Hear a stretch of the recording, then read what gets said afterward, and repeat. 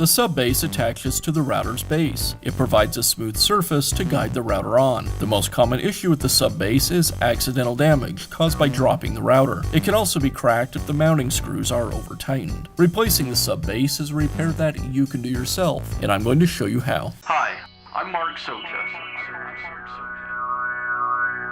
Do-it-yourself repairs like these are easier than you might think. From lawn machines to cordless drills, kitchen mixers, Outdoor grills. our how-to videos walk you through each repair from start to finish. So doing it yourself means never having to do it alone. Let's get started. I'll begin by removing the old sub-base from the laminate trimmer. The sub-base is secured with 4 screws.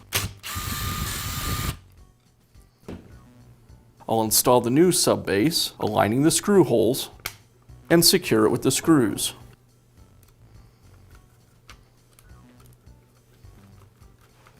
I'll be careful to not over-tighten the screws so I don't crack the base. And that's how easy it is to replace the sub-base on your laminate trimmer. Be sure to check back often for new videos and expert advice. If you found this video helpful, give us a thumbs up And leave a comment.